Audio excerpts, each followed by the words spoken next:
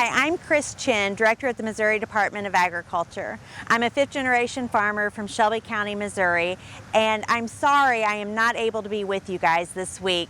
We're at the Missouri State Fair right now recording this video, and we are wrapping up a very successful Missouri State Fair.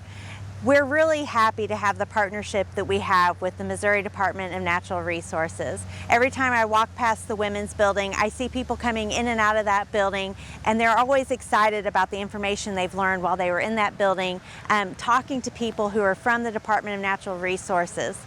We're really lucky that we have a strong relationship with the Department of Natural Resources, and a lot of the strength of that relationship is thanks to you, the Soil and Water District Commission. So thank you guys for everything that you're doing to help us be one team in the state of Missouri. As you all know, we've been fighting flooding issues here in the state of Missouri since March. We've had record flooding all over the state.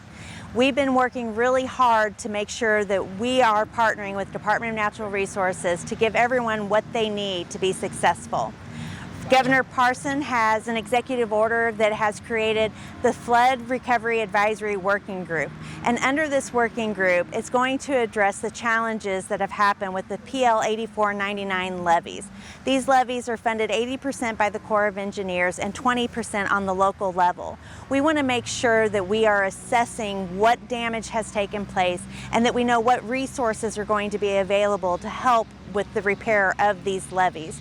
Members of this working group include the Department of Agriculture, the Department of Natural Resources, the Department of Economic Development, the Department of Transportation, as well as SEMA. There are also representatives of the Missouri River Coalition. There's representatives of ag organizations and local governments as well. We know that the Secretary of Agriculture has also given a disaster declaration to over 100 counties in the state of Missouri that has made some assistance available to them. So if you are in one of these counties that has had heavy flooding, please reach out to your local FSA office so that you can learn what assistance has been made available to you under these disaster declarations. Also available to Missourians through the State Treasurer's Office, Treasurer Scott Fitzpatrick has the LIFT program.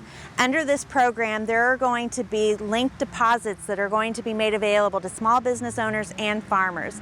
There will be up to $2 million that's available, and there's going to be an expedited approval process. So if you're interested in learning more, please go to the State Treasurer's website or call their office to see if any of this will be available to you to help you in your time of need. Another thing that I want to talk to you about is some recent changes that the EPA has made to the pesticide applicator and certification training. They have added more core competencies for us to train applicators to. This is going to be new because we haven't had changes to this applicator training for many years. We have until March of 2020 to submit to EPA what our state plan is going to be. There are states all across the country who are like us trying to make sure we get our plans updated and submitted to EPA on time. Once we get this plan submitted to EPA, they have up to 2 years to do an approval process. By the time we get our approval, we hope to have our training program up and running to make sure that our farmers and ranchers and applicators are prepared for whatever they need to meet the requirements of this new certification and training rule. So be paying attention in the months to come. We'll be giving out more information as we learn more about this certification and training rule. Thank you guys for giving me a few minutes of your time. I'm really sorry I'm not able to be there with you today, but we have had a great state fair, and a lot of that is because of the partnerships that we have with Department of Natural Resources. So thank you guys for supporting the Missouri State Fair, and I hope you were able to come and enjoy a few days here at the State Fair. We'll see you soon.